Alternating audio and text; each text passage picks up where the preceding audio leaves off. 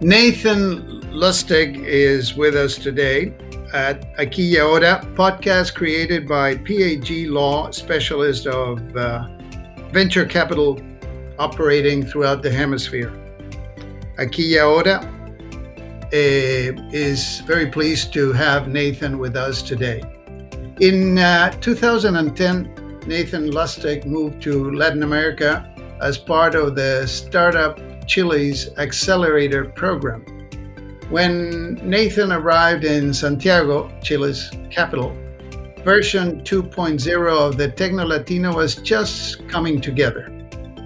In the past 10 years since Nathan's arrival in Chile, the amount of dollars invested in technology enabled business in Latin America to grow 31 plus times, from an original 150 million in 2010 to over 4.6 billion invested in 2019. From the get-go, Nathan began to give back to help grow the tech ecosystem throughout Latin America.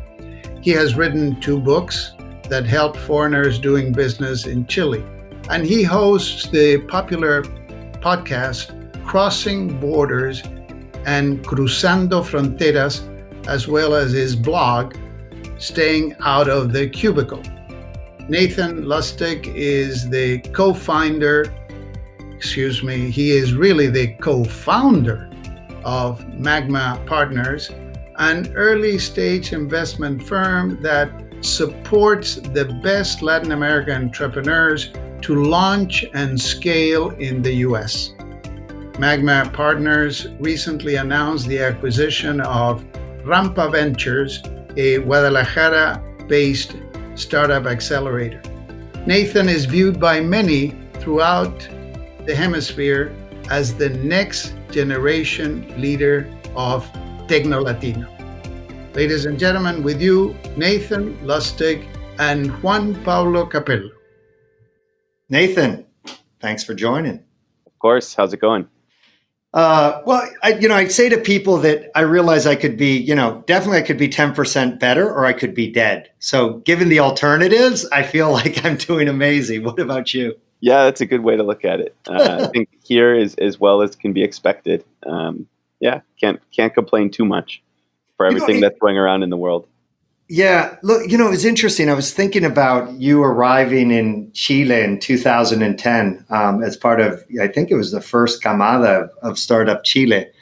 Just, what a long, strange trip it's been. I mean, from 2000, this is where it's nice being the old guy in the room. From 2000, after the dot-com swoon, to 2010, the NASDAQ in those 10 years was exactly half of what it had been 10 years later. So in 2010, the NASDAQ was like at 3,500. And in 2000, it had been at 7,000. And from the time you got to Latin America, to put this into context, there was about 125 million of venture activity. And last year, there was 4.3 billion. It was like a 4x increase. And just so you know, I give you all the credit. I give you the fact you arrived in 2010. You brought about $4.2 billion worth of venture activity. I brought a big suitcase. Yeah, you did. So thank you. We all owe you a big thank you.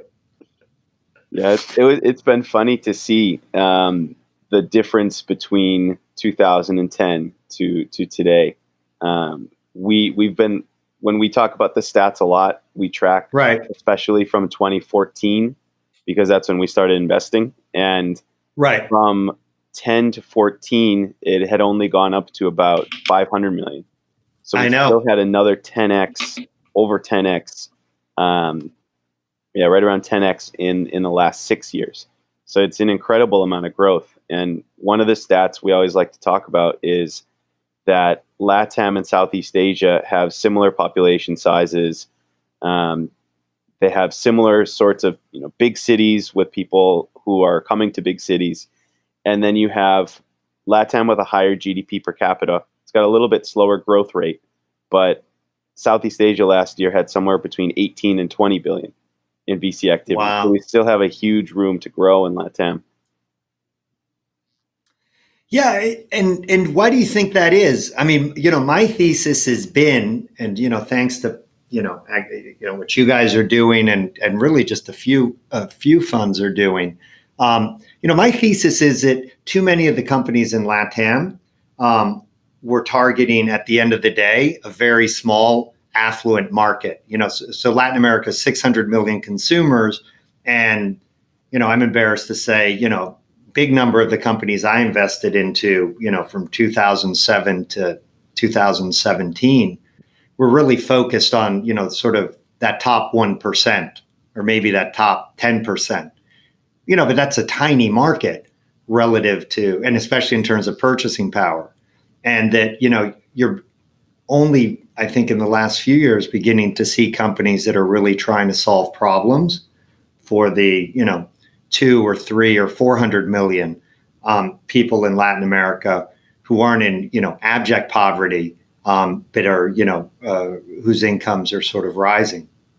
Yeah, I think that's been an issue in LatAm is going after kind of the exact copycat models, but without adjusting for the local conditions. That may work in a country like Brazil or Mexico where it's big enough that the market is big enough and there's enough people where that top, we think of it, there's like the ones that go to the top 1%, then there's ones that are going to like the top 10 to 30%. That can work in Brazil and Mexico, but that's not going to work if you're doing it in Chile or Colombia, Peru. The market's just not big enough unless you're going LatAm wide fast. So I think that is it. We are seeing more people go after kind of bigger markets and be willing to go pan LatAm faster. There were some in the first kind of wave in the 90s and early 2000s that really were successful going LatAm wide, but I think it's become a lot more accessible to more startups than it was then.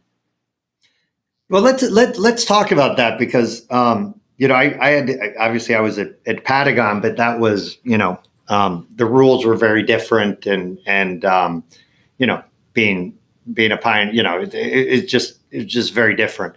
But in 2011, we launched IdeaMe, which was the first crowdfunding platform in LatAm.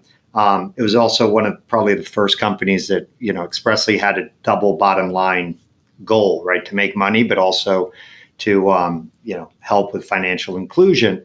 And the company still operates. It hasn't been the success we were hoping, but we launched day one with a regional strategy, in that we launched day one in 5 countries, right, and with physical operations in 2, but legal operations in 5. Dude, I'm a lawyer, and we still spent $100,000 setting that up. I mean, it's just the sort of, I don't know, cost benefit, but just sort of the upfront sort of, brain damage that a pan-regional strategy has, even as basic as, setting up the legal entities, let alone taking into account all the cultural differences, et cetera, and, market differences. Being from Chile, I mean, I love my friends in Mexico, but I don't pretend to understand them any more than, I understand my friends from Wisconsin. You know what I mean? I don't know. I mean, what do you think about, because, and I've been talking to some, people in Mexico who are talking about this Alianza del Pacific Alliance strategy, where it's sort of like, so rather than try to do Brazil and fail, you go like Mexico, and then you do, Colombia, Peru, Chile as fast as you can. But I'm just, I just don't know if just how feasible, if you don't end up spreading the supply line too thin to, repurpose a military analogy. So I think it depends a little bit on the type of company. So if your business was very legal heavy, you needed to have, if you're taking people's money, you need to have the local regulation, right? You need to have that off the bat. And same with like Rappi, if you're hiring lots of local contractors, you're going to need to have local operations, right? You can't just kind of drop in from Colombia, no local operations to get it done. But there are other types of companies that maybe can test other markets without having the local the local one going. So yeah, I see what you mean. for example, and I don't think that was really possible because of payments, because of all of those kind of infrastructure stuff that you couldn't do in 2010 that you can do today. So like, to give you an example of one company from our portfolio that was multi-country immediately was Truora, which it's like Checker for LatAm, so doing instant background checks. And they didn't need to have a local setup in every single country when they were testing it because they were getting data sources and they were selling data. So then once they had clients, then they set up the whole back structure. And I think that's something that a lot is possible today for kind of software as a service, for API type businesses, for you're never going to be able to get away from it eventually, but you can start faster, I think. And that's something that I think I probably would give the Rappi guys credit for this, especially for the Colombian entrepreneurs, of being so aggressive, however you want to think of the business at the top. But in terms of showing the ambition to do multiple countries fast, they were, of this wave at least, kind of the first company that really pushed it. Corner Shop also did Chile and Mexico on day one. They launched at the same time, which I think is interesting, especially if you're in one of the smaller, the non-Mexico, Brazil countries. Right. Yeah, no, clearly those are the big prize. Actually, I have a question, and I'm sure the answer is probably, it depends. But, one of the things that I'm always interested in, and it was certainly, we faced it in Patagon and IdeaMe and a bunch of other companies that I've been involved in where we've, sort of operated in different countries is, do you have a website which is really tailored to, do you have a different website and user experience in each country? Or do you have, less, more, sort of general website, for at least, the Spanish speaking, Latin America? Yeah, I think you're right. It depends. I think for some businesses where it is kind of an overarching problem, where it's a LatAm problem, and the solution maybe isn't.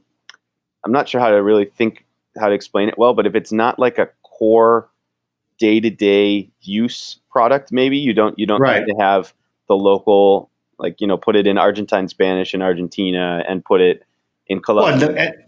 And the reason I sort of asked was I was thinking that the issue is, if you're in Mexico, but you're sort of operating, testing the waters in Argentina, I mean, as soon as you have a really, sort of local, a .ar web page and it's totally local, it's going to be hard for you to sort of, resist the argument that you weren't operating in country, even though you didn't have a physical presence or a legal entity or paying taxes. You know what I mean? It's sort of a double-edged sword, right? Yeah. I think for a lot of the companies, they can test it without having the local, without doing all the different translations and putting it in local kind of Spanish. The ones where obviously you do need to do that are ones like, say, Nubank when they're expanding into Mexico. You're obviously going to have regulation. You need to have a local presence. You probably need to tweak your marketing because the problem in Mexico is a little different than the problem in Brazil. I think for it depends on the business type, where kind of the asset light SaaS marketplaces, similar if you think about it as does Spotify have setups in every country in LatAm? Probably at the beginning they didn't, and they just got a lot of Spotify users, and then they realized, okay, we need to figure out how we're going to comply with laws in each country. Netflix, same thing. And I think LatAm startups can sort of get away with doing the same thing at the beginning, and probably should be doing that at the beginning, and then very quickly, once they realize, okay, yeah, we're going to have a lot of clients in Chile or a lot of clients in Brazil, make sure to set up all the legal entities, and you can do it when it makes sense because you actually have clients. Yeah.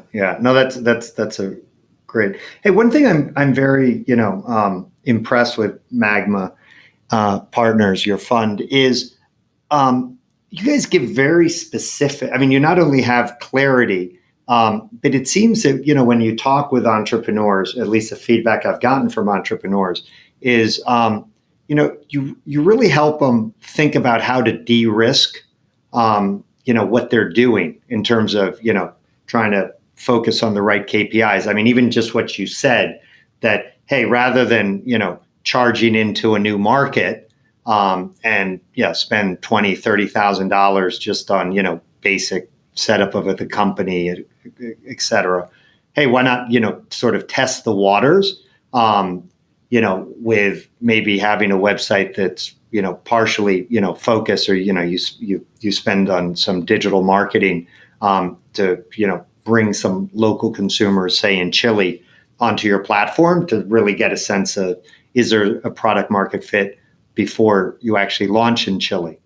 So my question is, how do you guys, I mean, you've been there in 2010, I think, in 2010, when you got to Chile, there was a lot of just, sort of entrepreneurs trying to, shoot from the hip, or, as we say in Spanish, lo que les decía la panza, what they felt in their stomach, they would just sort of run with.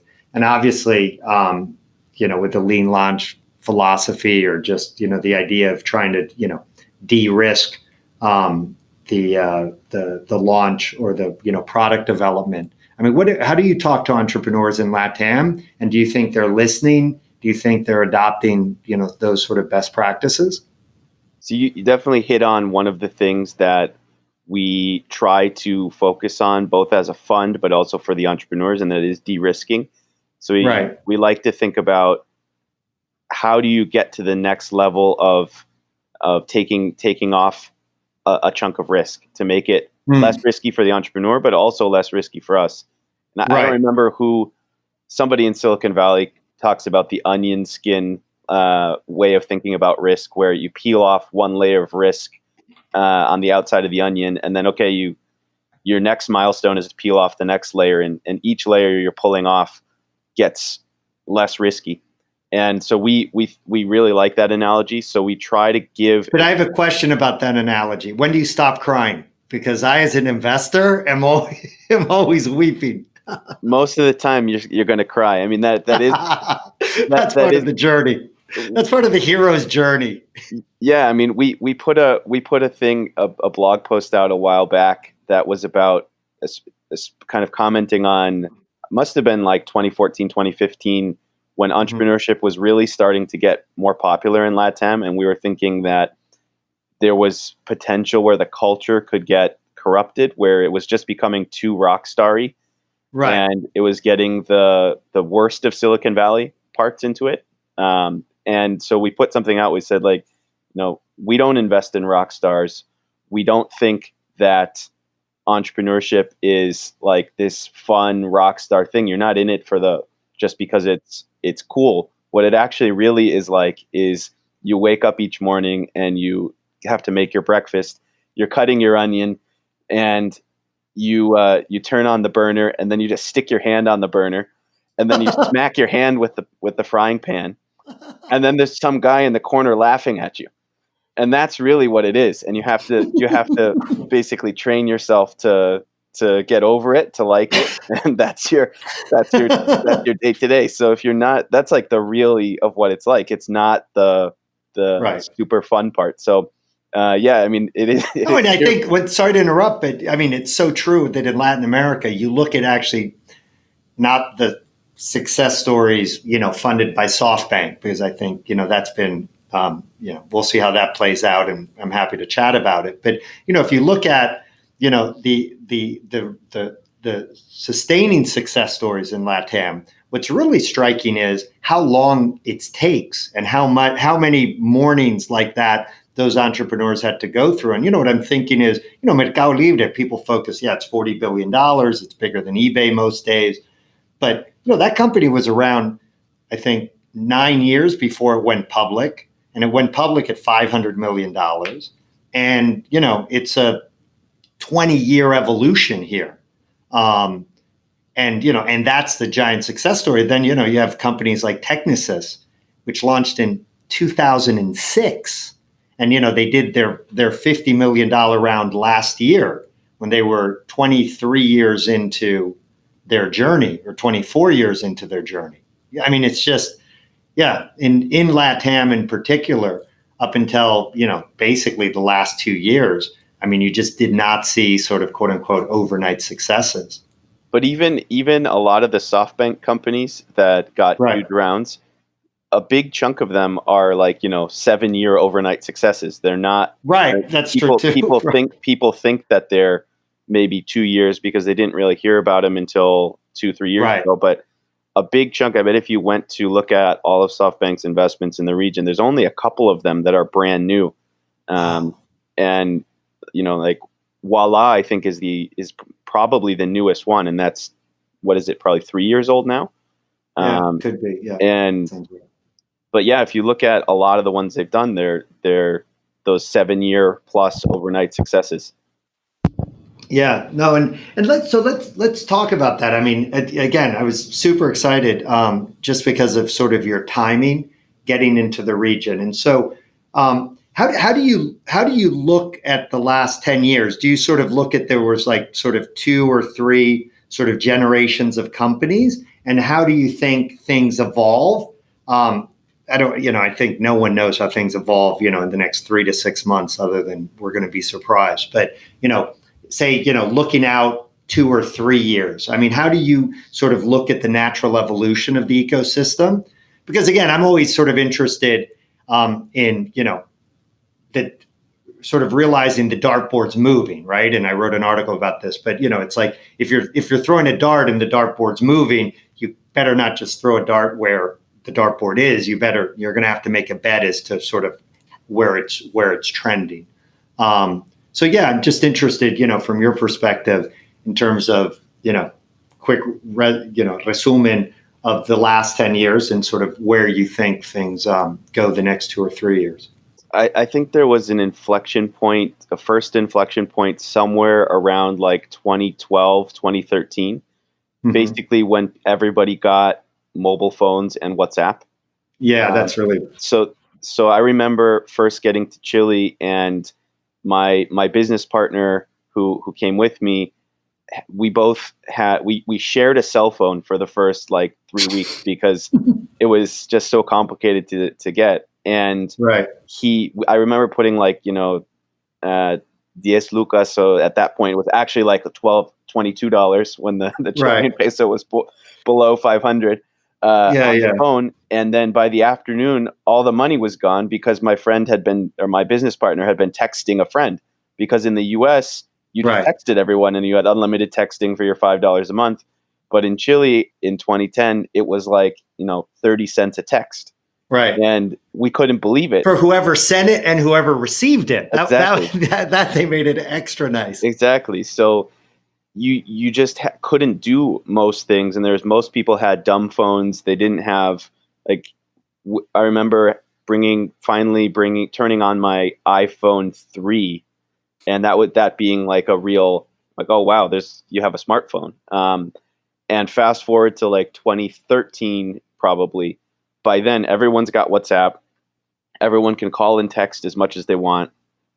The data plans are way cheaper. You had competition from the kind of virtual operators. So Chile got Virgin Mobile and Juan, which drove down the prices a lot. You saw similar stuff all across the region.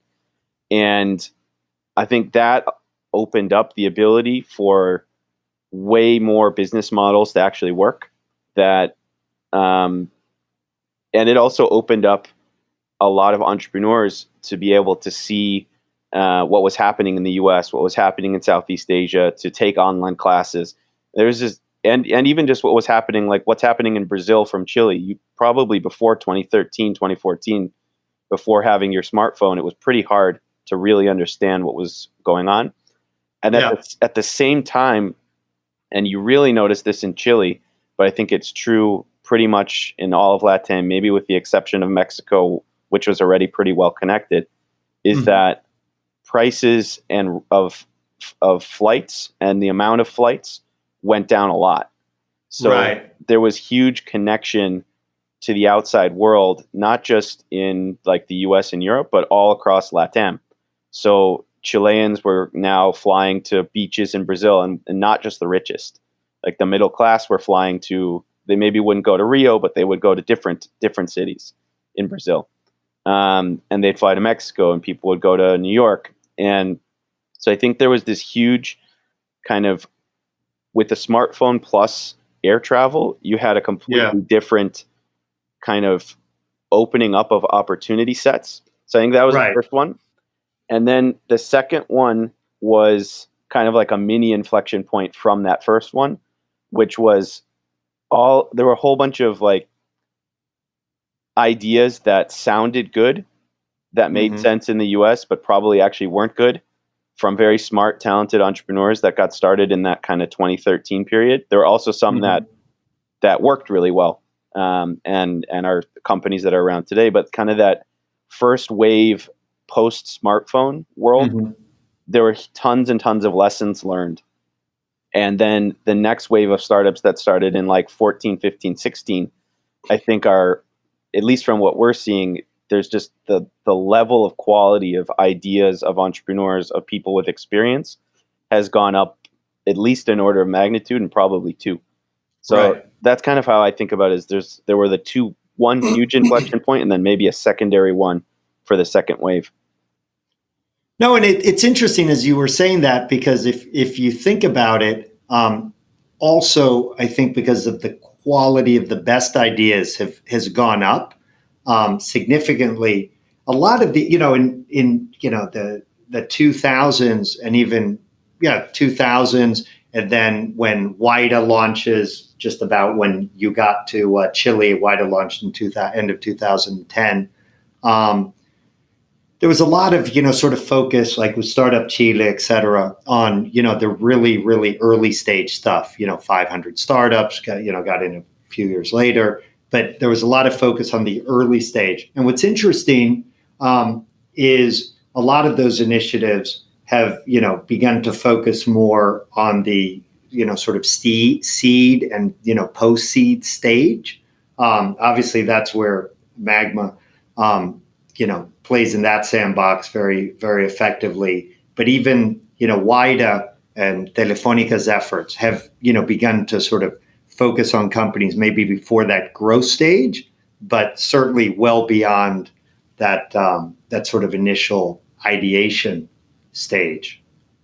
I think you have that, and then you also have the follow-on money coming in from one, local funds going from small amounts to bigger amounts. If you look at the Kazakh Monashi's Valors, their last big rounds funds were between 250, I think it was, and 600. So that was unheard of for a tech fund in 2010. Exactly. And then you also have the US and Asian funds coming in. And so you needed like a whole ecosystem to start going, because you couldn't really have a late stage fund in 2010 outside of probably just Brazil. You couldn't, and maybe Brazil looking at Argentina, or Argentina looking at Brazil, that made sense. But for Chile, there just weren't anything. I mean, I remember going to the first barbecue that I ever went to in Chile was a Startup Chile barbecue, and they had this bunch of entrepreneurs that they wanted to show off and kind of do networking. And it was the guys from Arc Daily who just exited for 9 million plus. It was the guys from Groupon who had just exited and then became Corner Shop. It was Welku, which is still around today. And I think like one or two more. And that was basically the ecosystem in Chile in 2010. There were definitely more. But and imagine that was Endeavor had been there for 10 years. And those were like the well-known startups. And by kind of 2014, 15, 16, there was like a before and after. It's completely different. Part of that is the startup Chile effect. They brought in a lot of people from all around the world, but I think you would see similar sorts of timelines, but maybe shifted a little bit by each country in the region. Um, even in a place like Mexico, you talk to founders who were starting stuff in 2010, 12, 13. They talk about how they felt like they were completely alone. They were the crazy person doing something. Right. And now, there's a huge ecosystem, and not just in Mexico City. There's stuff in Monterrey. There's stuff in Guadalajara. There's stuff in like even cities like Merida. There's stuff like, so you wouldn't have seen that in 2010. And I think the way a way that we kind of think about the LatAm market is, where are they in comparison to each other? So like, Colombia now is, they had kind of a downward period where a lot of funds pulled out of the market. Startups weren't happening as much, and then you had the generation, kind of like Rappi and all of the companies that came out to YC from Colombia, and Platzi, also a really important one, that are pushing it again, right? And so looking at like Peru, for example, I think they're more like where Chile was or Colombia was 3 to 5 years ago.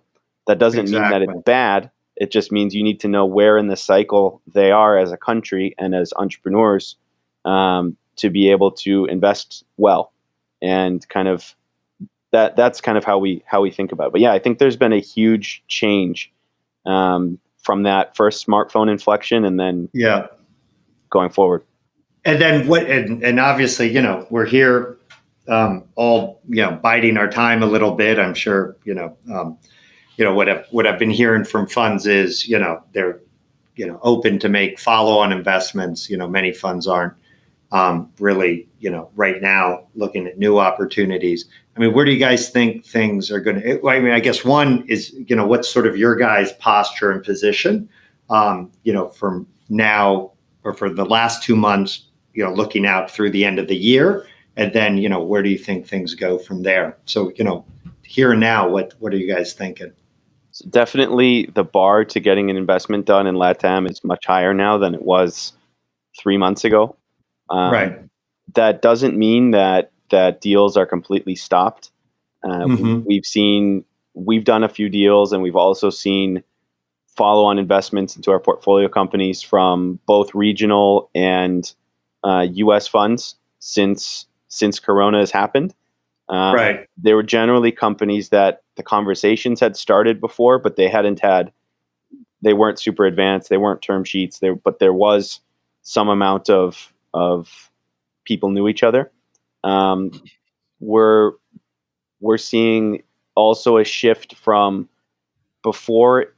It was more risky, but at least maybe even understandable on the side of an entrepreneur to kind of optimize for the least dilution possible. So maybe they would raise 6, 9, 12 months of money.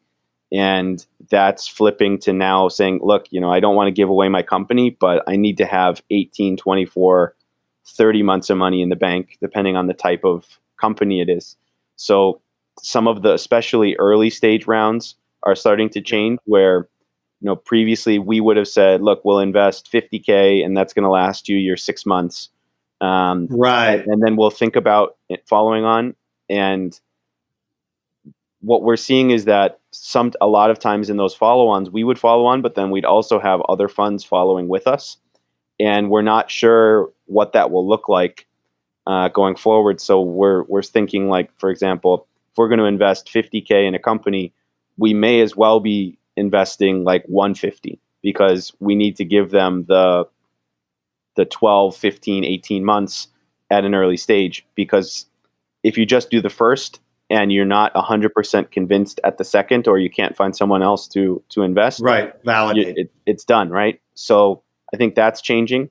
And then the other big change, at least for the short term, is that while we do have 3 pretty big funds in the region with Kazakh, Monashis, and Valor, and a couple of the Mexican funds with somewhere between 60 and 100. We don't have anybody who can write the $100 million check right now. And many of the follow-on rounds of like 15 and higher, a lot of them are coming with a mix of US or Asian money. And we'll see what happens. But I think that when you're writing a 15 million plus check, you kind of need to go and be in the office, or you need to meet with clients, especially if you don't know the region as well. So probably for the next 6 months or so, until we figure out, when is it going to be safe to fly to Mexico and fly to Brazil and kind of be more normal. U.S. investors probably, and Asian investors too, probably are going to not be doing those bigger rounds. So we think there's going to be kind of besides for the follow-ons where you already have the relationship, it may be hard to raise those Series A plus or B and higher at the same time. And so that's sort of, I think, well, we'll see, but in my head, it's like, okay, that's the new reality here through the end of the year, assuming, the world economy doesn't go into, the great new depression. But, things carry on. I mean, obviously it's going to affect some countries and some economies more than other. But, how are you sort of looking at the investment thesis, looking out, a year plus?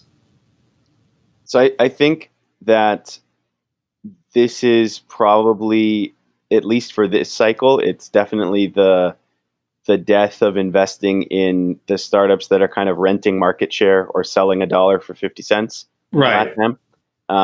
That's, and I sort of hope that goes away as a business model going forward, not just in LatAm, but that's my personal view. I don't generally, I much prefer to see the companies that have the positive unit economics and growth, where you're not just betting that someone else will come in and continue to fuel it. So I think, and I mean, sorry to interrupt, but I mean, what I didn't realize, I thought, delivery business, that's a great, business. And Uber Eats, I don't know if you saw the statistics, but Uber Eats is the most profitable division of Uber. And last year it lost over 450 million on sales of 750 million. So, I mean, it literally, wasn't selling $1 for 80 cents. It was selling like $1 for 66 cents. Yep. So I think, DoorDash's numbers were actually even worse than Uber Eats. So yeah. So I think there's going to be a lot of businesses that were doing that sort of blitz scaling $1 for 50 cents model that are going to have a lot of trouble raising rounds in LatAm. I think that also there probably is going to be some. Sorry to interrupt, but I'm just, this is, it's what I'm super curious. Without naming names, did you think that there were categories, within the TecnoLatino where you were seeing some of that?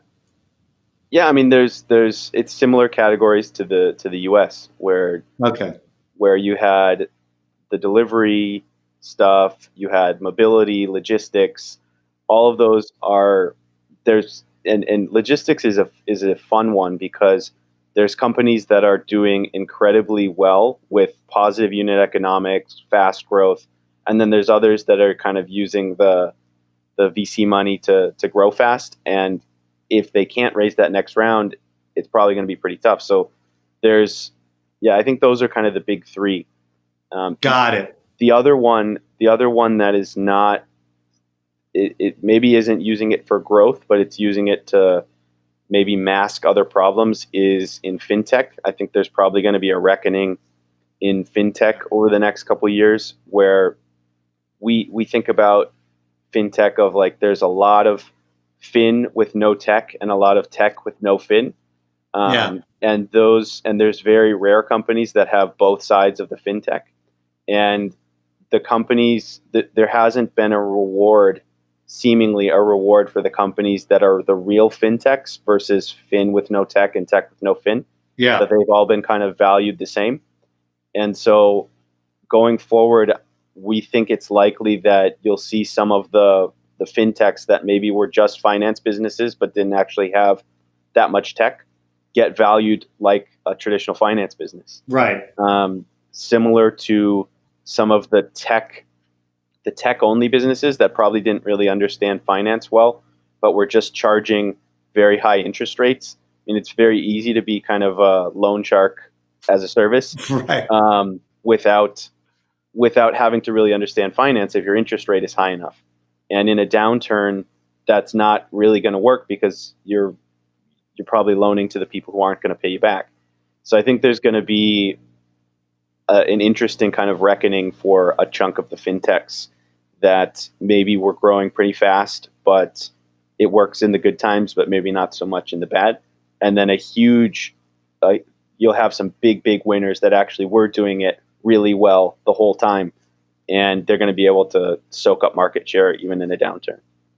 And you mentioned winners, and I want to talk a little bit about exits in the time we have left, because I was one of the speakers about 4 or 5 years ago at Punta Tech, and it was right as things were really beginning to heat up. Riverwood had just put a big check into Globant. Globant was about a year from going public, and I spoke, and after Marco Galperin, we were sort of the two keynotes, which is hilarious to think that there was such a downgrade after Marco Galperin. But what I got up and said, which people didn't love to hear, is I said, listen, I mean, I think the TecnoLatino, it's great what's going on, and I'm sure the best is yet to come, but I don't see it as a sustainable ecosystem, because we can't have a situation where more money's going in to the ecosystem every year than investors are able to pull out, right? And it said a different way, we aren't having the exits that we need to have, even small exits, in order to float this ecosystem in the medium to long term. When I've done some studying on this, and most exits in the United States in tech are between 25 to 250 million. Obviously, there's some outliers who get, a lot of press, but the reality is, when you sort of look at where deals actually get done, it's at 25 to 250. And, in my view, it's been sort of in LatAm, we should, create companies that can be sold for, 8 to 50, 8 to 100, that those are sort of the, singles and doubles. And then, we're all betting, based on our portfolio theory, that we're going to have, a couple, whatever, open Englishes, new banks in our portfolio. And that's really what's going to drive the return. I mean, sort of what's your thesis on exits? And do you think this situation changes the dynamics around exits and cashing out? Yeah, I mean, you need exits or else the ecosystem doesn't work. LPs are not just investing because they like it. They want to make money. Right. Some of them, I mean, I think in LatAm, depending on, especially for smaller funds, you do get some of the LPs that want to learn and they're willing to pay tuition where they'll make some money, but they probably aren't necessarily needing to make, they're looking at it as a second. Yes, they want to make money, but they're also looking at it like, okay, I'm willing to take a lower return, but I learned a lot. But once you get into bigger amounts of money, people, they need to make money. So I think that the exits have been heating up over the last bit. And there's also been not just, I think maybe Softbank is the most well known for it, but it's not just them that have been doing secondaries a lot more. And that's providing liquidity for a lot of the seed and A-sized funds. I don't know if you saw the Mountain Nazca in Mexico press release they put out, but they returned 50 million to their LPs from 2 exits, both of which were basically secondaries for them. So that's a huge return of capital to LPs, where maybe I think the first Nazca fund size there was somewhere in the 30 to 50 range. So they're they're returning cash. We're seeing the same thing with secondaries on our side, where we can return cash to people earlier than before. A lot of that maybe goes away during a really bad economy, but maybe it doesn't if you have long-term investors that are continuing to want to build equity. I mean, we've even done a couple secondaries to cash out angel investors and really early stage angel groups in a couple of our top companies where we wanted to build equity. So I think that's something that wasn't very popular up until pretty recently, and is getting much more common, that you'll see secondaries from. And I think of basically like all of our top companies, there's been secondary activity, either us buying or getting some amount of cash out at bigger rounds. So I think that's one. Yeah. The second is that those singles and doubles, the buyers of those generally were going to be local. I think it's not going to be. You might have some acqui-hires coming from Silicon Valley, and that is picking up as well. And I think that's a trend to watch now that there's remote work from a lot of big companies. Are like for Twitter or for Coinbase or for I think Shopify. Why wouldn't they acquire a good tech team in LatAm for $2 or $3 million? That's the base. Why wouldn't they pay $10 million for something like that? Now that remote work is something that's accepted, and most of LatAm is within an hour or two of New York time zone. So why wouldn't you do that? So I think we're going to see some more singles and doubles coming from there. But then the other one that I think people don't talk about that much is the Falabella acquisition of Linio. Well, that wasn't a big win for most of the investors because they bought it for less than the money that went into the company. I think when you have a traditional company like Falabella buying a tech company for 100-something million, that kind of gives permission to a lot of the other successful companies, but maybe not Falabella successful companies, to say, I'm gonna do what Falabella did, and I'm gonna buy a company for 5 million, or I'm gonna buy a company for 10 or 15.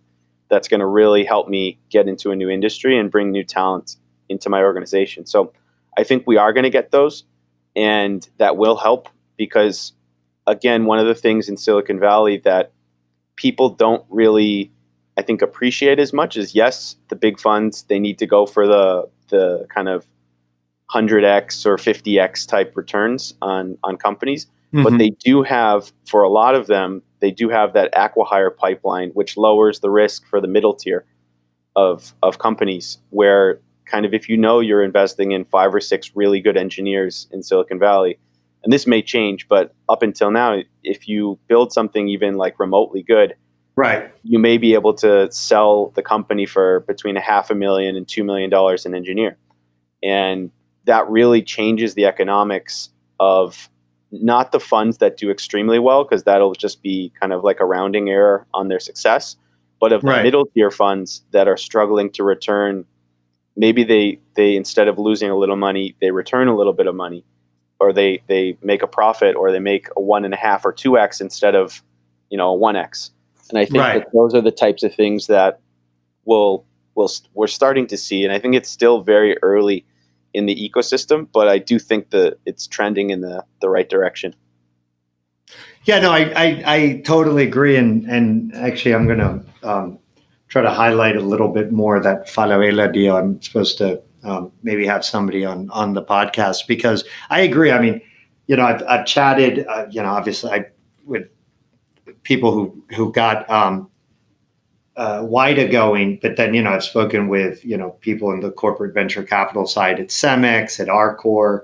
And from my perspective, the only way the ecosystem's really ever going to work is we have to get the corporates, the local economic groups, industrial groups, and local corporates sort of interested. And, what I'm sort of hoping is with this adoption or this, e-commerce penetration that's happened, I'm sure, you've seen in the US, we've gone from 5 to 15% in the last 10 years, and we've gone from 15 to 26% e-commerce penetration in the last 8 weeks. So, it's basically doubled in 8 weeks. That's just going to force the hand of the local economic groups to, realize they need to, sort of buy this innovation if they aren't able to generate it internally. And that gives, people who are doing God's work like you all, the ability to have some reasonable exits, hopefully a little better than the Falabella one, where the investors, didn't quite get back their capital invested, but if you can get a 2 or 3x on a investment that, you realize wasn't going to, be the dragon in your fund that, gives back all the capital invested, that's not a bad result either. Yeah, and I think that one thing that is happening in LatAm that before maybe the digital transformation of US and Asia was disconnected from LatAm, where it was a little bit slower, or really a lot a bit slower, where the local economic groups kind of thought, well, we haven't really had much competition. Yes, we do need to build more, but it's not like urgent. It's something that I can put on my year-end report to the board that yes, we're doing digital transformation, but it's priority like 15. Right. Today, I mean, we've seen contracts get done via email in a week that were taking 9 months pre-pandemic. Wow.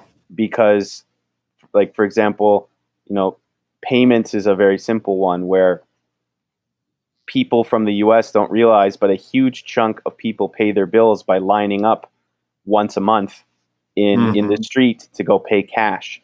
You can't do that in Colombia, which has been under quarantine for like almost 2 months now.